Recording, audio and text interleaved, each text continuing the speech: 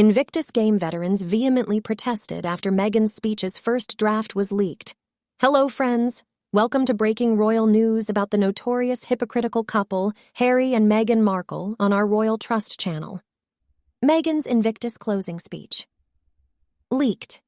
As always, when these games close, I would like to start by saying thank you, mostly for giving me another PR opportunity, but to also thank you for choosing to serve your nation and put yourself at great risk. Much like the risk Harry and face every day as we are pursued by the relentless paparazzi. And to the competitors goes the biggest thanks of all. You have once again left us humbled and inspired by your example, your determination, your service, and your sense of humor. I myself understand the sacrifices of service as I served Her Royal Majesty briefly but selflessly before her death. Now I serve lemon cake made from lemons harvested at my spectacular mansion in Montecito. The recipe is available for purchase at the exit gates. Don't forget to sign up for Doria's yoga classes. The spots fill up quickly, so prepayment is required. Now, a lot of exciting titles get attached to the guys and girls who compete in these games. They get called heroes. They're tagged as legends. They're referred to as superhumans. And no one can take those titles from you. Unlike the royal family who stripped our Royal Highness's titles from us. As you have witnessed this past week, what they are achieving isn't impossible, nor is it magical. You have seen it happen before your very eyes because these competitors have made it happen.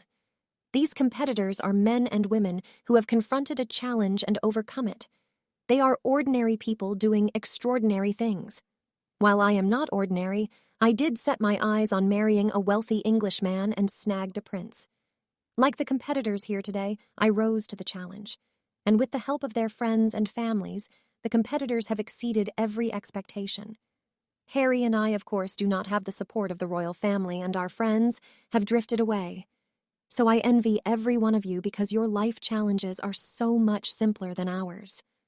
Always remember that you can identify something in your own life that you want to change for the better. And you can let the men and women of the Invictus games, as well as me, myself, and I, remind you that no challenge is too difficult to overcome. In fact, I have been so inspired that I will once again become of service by launching a brand new lifestyle blog focused on mental health and fashion. I do this for you because you are heroes. Please share this sweet speech on every platform. In closing, I'd like you to know we feel your pain. We escaped to the UK with barely the clothes on our backs. We fled for our lives on the Freedom Flight with no home to go to in order to get the privacy we craved. But Harry carried on and wrote a frostbite and all book that goes deep inside the zero genetic pain and exposes every shouting match, fistfight, betrayal, teddy bear, awkward hug, and tear-stained wedding rehearsal for the world to feast their eyes on. We've been injured and we know how you feel. Never doubt that we are suffering along with you, and we continue our healing through grifting and letting the world know that we want you to know to use Better Up and continue your association with the Duke of Dents and me, Meghan. We need you to make our lives brighter. Oh wait, I almost forget to share with you. My little ones, Prince Archie and Princess Lilibet, miss their grandpa King Charles so much. They won't stop crying because they can't see him. My poor babies are so sad. They want to see him. But since Frogmore Cottage was taken from us, they never got the chance. They also are in regular contact with their grandma Diana, who has already told them that they are her favorite grandchildren, and that the minute she died, her soul flew across the world and replanted itself in their mother.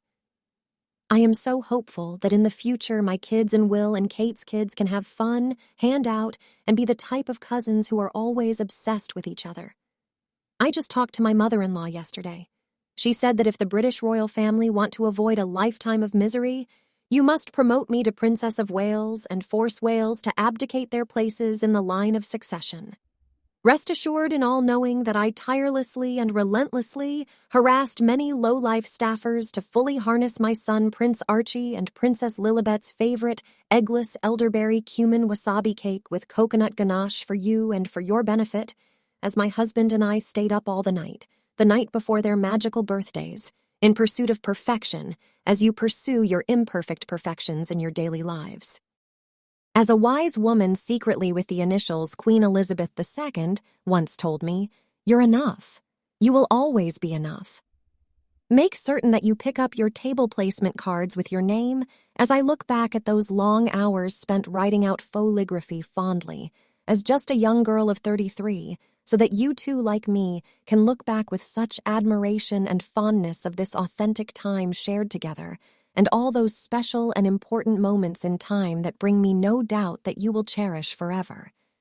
I will, as ever, remain the very heart of Invictus. I would like to add that Catherine of Wales is evil, who shoved me onto the floor and made me cry. I hate her and her daughter. Catherine married my husband and has the life that I deserve. Those little prissy rich British kids wanted to upstage me on my day. The Queen was another total evil who wanted me to invite my family and include my bratty niece and nephew in the spectacle. I did have to invite my hated mom to my wedding, which totally pissed me off because my mom is black, but I'm not. My mom was such an evil to me as a kid because I kind of look like her. My dad is some loser with a couple of Emmys. Whatever. Catherine made me sob and she wouldn't hug me. As if. Someone get me a Coke and a stress patch, now! Invictus is stupid. Why won't Tyler call me back? It's not like he's white or something. Why doesn't Taylor like me? I had bad blood with that total loser Katy Perry, too. I bet her baby daddy has more money than mine, and my kids aren't even mine. I hate my life. I need to go stalk myself in a parking lot. Oprah, backrid?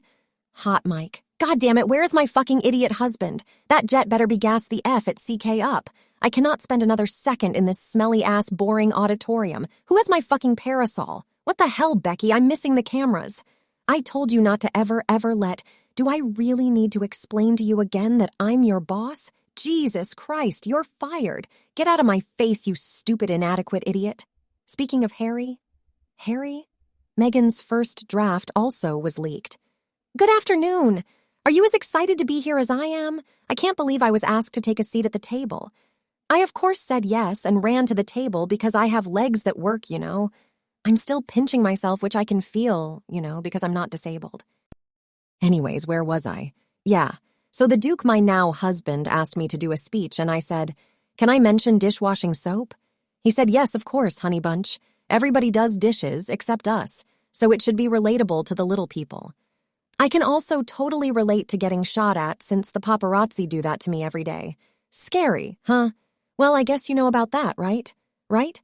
Anyways, I know life is hard, and 16 bathrooms don't clean themselves. You wouldn't believe how hard it is to direct a bunch of employees to do their jobs right. I could call myself a general by now because I am leading them with so much leadership. Sometimes I find them crying in the broom closet. They are so grateful to work for me. Tears of joy for sure. Okay, gotta run now with the legs, as I've already joked about so brilliantly before. Toodles. Ginger, you fool, where are you? Let's get crackin'. Harry and Meghan should know what veterans really think. One representative said, "Being a wounded veteran, I am appalled at Hazmat and Rachel, daughter of 3 ex-Emmy winner Thomas Markle, involvement with wounded veterans in any capacity. Veterans were willing to risk their lives to protect the lives and freedom of others. They stand for courage, honor, and commitment. I am a wounded female veteran. I walk with a cane. I am also now a grandmother." The disrespect and complete lack of honor he demonstrated not only to his head of state, his grandmother, but his veteran grandfather flies in the face of everything these veterans fought for and the wounds we continue to heal from and learn to live with. I'm sure Meghan, daughter of 3 ex-Emmy winner Thomas Markle, doesn't allow Harry to read this, but I know you're here, Meghan, daughter of 3 ex-Emmy winner Thomas Markle. I know you don't care about veterans, but I know you do care about facade management. This is how we see you both. You are beyond contempt for people who made a true commitment without anyone asking how they were doing. Meghan's definitely more focused on her wardrobe than the people who risked their lives so she can live in a free country and buy useless and unfitted clothes. Imagine billing her wardrobe to a veterans charity. That was beyond sick if true. It's like the creepy MPs who charge for a wreath on expenses on Remembrance Day. Boils my piss that people's fought and died so these people could have free speech and supposedly represent us, but can't give 20 quid out of their pocket for a Royal British Legion charity wreath. Harry probably does charity because that's the only job he knows as a rich mega nepo baby whose family does charity full-time. Does he care about the people who paid a high price protecting the people, and maybe protecting his mighty ass? Probably not. Doing a veteran-centered action is a logical route for him, but it could have been anything, and he would probably didn't care either. He shows up at events, doesn't spend his own money, helps raise the money, and goes back to live his uber-privileged life. The charity helps his conscience, but he doesn't help veterans, that's for sure. An outspoken insider said, "I have written to the Invictus Foundation, echoing similar comments. I will not donate to any charity that attaches itself to these lazy effing grifters. Their financial reports need to be more transparent. Do Harry and Meghan get paid for appearing? Are all their expenses paid for by the charity? There used to be a time, not so long ago, 1990s, when people did charitable work as a way of giving back. Like many other famous people, Meghan and Harry are using pseudo-charity work to line their own pockets.